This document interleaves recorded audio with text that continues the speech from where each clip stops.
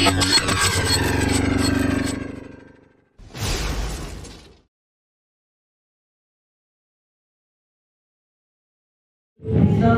la vie de votre Père spirituel. Je remercie également Dieu pour la vie de l'Église et pour la vie de la mère de l'Église. Ce soir, je suis en compagnie avec le Père. Le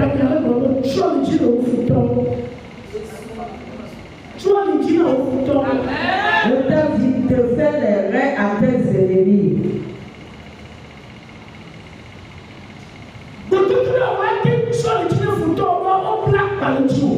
Ta de faire les reins à tes ennemis parce qu'ils se sont bien équipés te concernant. Il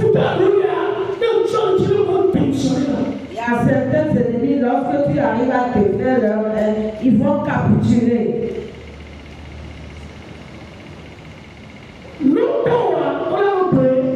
Quand ils vont te voir, ils iront se cacher. Nous allons lire le premier verset. Esaïe 43, verset 4. Nous allons par les tables à votre copie avec nous. La voici le coup de retard. Doublez-vous. Tu as du bruit à mes yeux, donc tu es honoré. Maintenant, je t'aime. Macho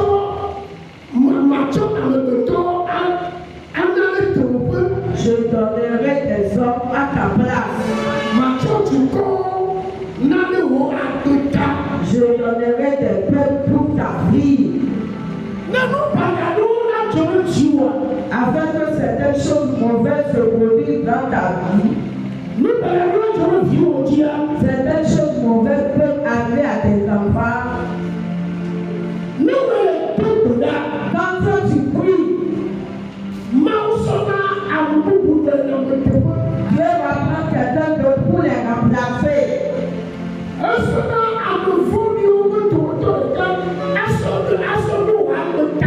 Il va prendre un parmi les méchants pour ta vie.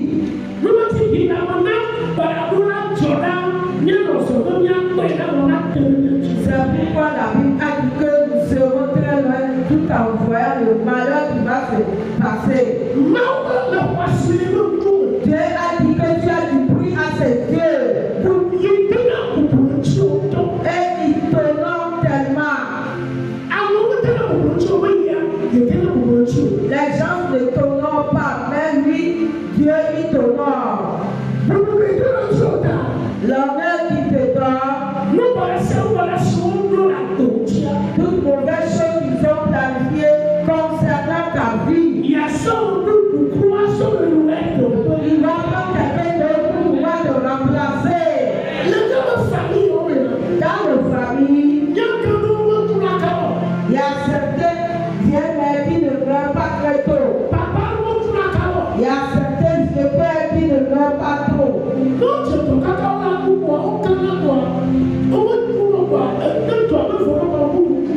Quand ils tombent malades, ils sont à l'agonie et puis après ils reprennent vie. C'est quelqu'un d'autre qui meurt.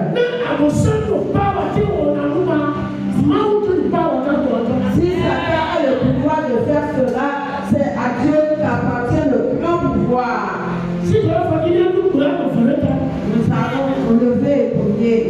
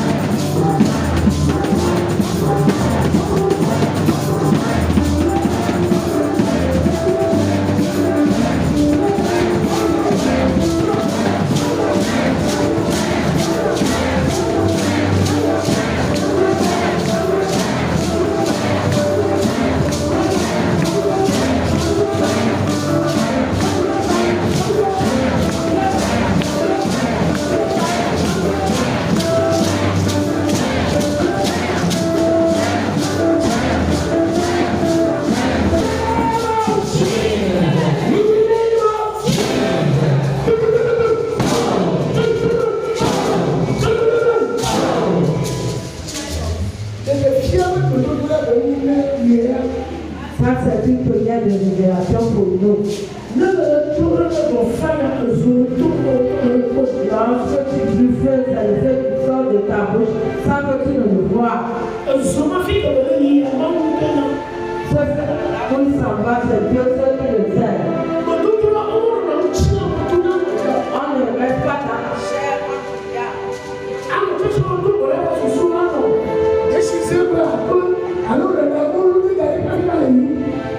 Bien que tu sois tout en priant, tes pensées sont dans la casserole de la pâte. Ce qui s'est passé auparavant, il faudrait pas que tes pensées soient là-bas. Les problèmes, tu dois le faire face. Le problème ne tue pas. Là, il va te tuer. Il va te faire le chemin. C'est cela qui amène l'élévation. Connaissez-vous le petit crabe chétif de la paix? Ceux qui connaissent le petit crabe chétif, ce sont des petits crabes chétifs qui se trouvent au bord de la mer. Ils se prenaient avec le canard. Le canard nage de même que le petit crabe chétif. Le canard se trouvait tout juste du côté de l'hôtel de la paix. Le petit crabe aussi se trouvait sur la plage. Ils ont commencé par discuter. Le canard a dit quand je vais t'attraper, je vais te croquer. Le petit crabe a dit, tu me vois, c'est poitrine t'attendre. Ça, c'est question de poitrine, ça reste ça. Il y a des vents qui soufflent. Mais il les reçoit avec sa poitrine. Quand cela, le vent est tellement fort, il va dans son cou. Quand l'ennemi veut l'attraper, c'est pourquoi il creuse tellement de petits trous au bord de la mer. Le problème que tu as, peut-être que tu es en train de te briser. Tu as un certain caractère que tu veux enlever de ta vie. Ce qui a amené ce problème, toi-même tu le sais. Peut-être que tu n'as pas une bonne compagnie. Peut-être que tu es trop avare. Peut-être que tu es impoli. Peut-être que tu as des propos insolents qui sortent de ta bouche. Nous avons un certain caractère. C'est ce qui nous appelle de trouver des bénédictions. C'est ce qui empêche l'évolution du foyer. L'argent marche de pair avec le bon caractère. Est-ce que tu as une fois trouvé quelqu'un qui a travaillé à trouver de l'argent et faire du trésor? L'argent et le bon caractère marchent de pair. Si seulement si tu as un bon caractère, tu n'es pas paresseux ni paresseux. Tu es fidèle dans les finances. Tu sais comment parler à ton prochain. Toi, tu ne juges pas les autres. Tu sais comment donner aux autres. L'argent a des ailes. Il va voler partout. Quand il va voir la malédiction sur ton visage, il va te dépasser. Lorsque tu arrives à changer ton caractère, l'argent va venir cogner à ta porte. Je dis que l'argent va venir cogner à ta porte. Le travail que tu fais là, ce que tu vends, Dieu va te faire un autre chemin. Tu vas oublier le métier que tu as. Tu peux rentrer dans les affaires et trouver de l'argent. Parce qu'il a vu un certain caractère en toi. Lorsque l'argent voit un certain caractère en toi, l'argent va venir cogner à ta porte. Est-ce que tu es dedans? Quelqu'un va venir avec des affaires. Où ça va venir passer la commande. Ensemble de Jésus.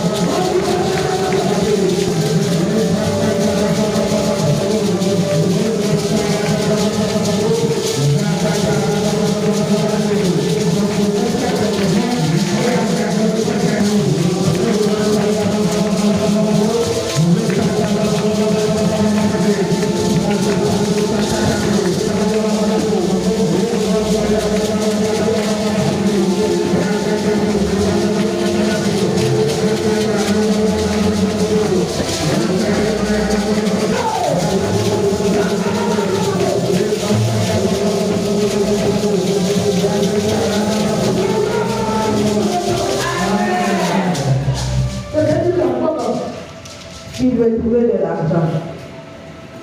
Quand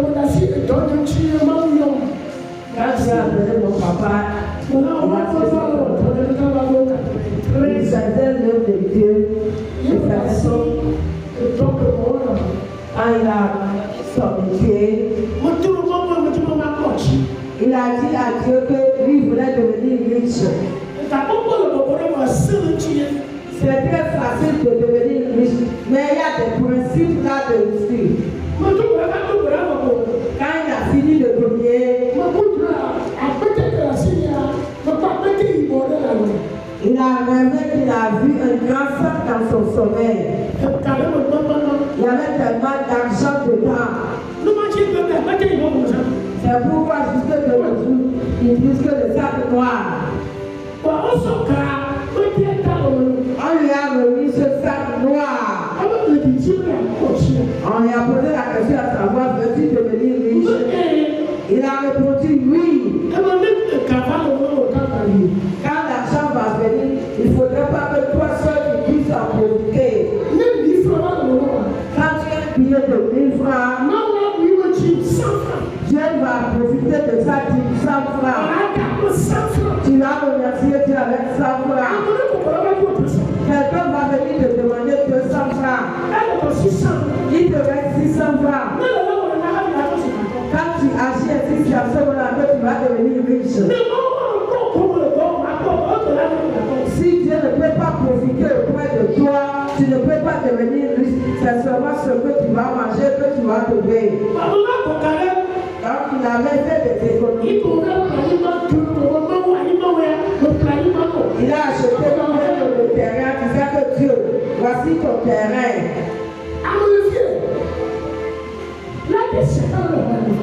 Il y a quelqu'un ici qui peut faire une journée de temple. Si ce dernier le décide, il le fera.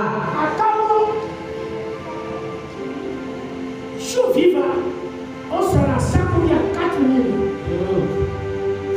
5 000 à 4 000. On te dit ça, c'est à 4 000. Il connaît le prix de toutes choses. On sera fou. Fou que mon livre dans l'Afrique. 12 700. 12 700. Noble, ça pour vivre à mon frère. Ça me fait un petit. On la sort pour le bouche.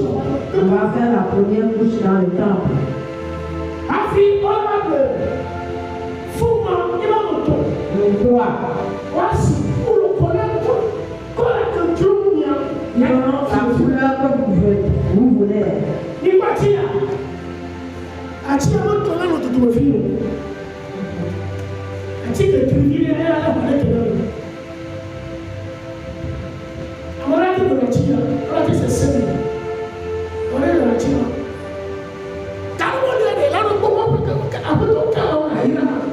Quelquefois, il faut demander, Seigneur, que dois-je faire pour que tu puisses me bénir? Seigneur, je veux trouver de l'argent.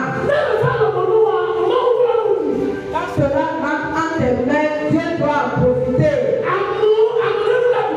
Quelqu'un aussi doit en profiter. Et le reste appartient à ta famille.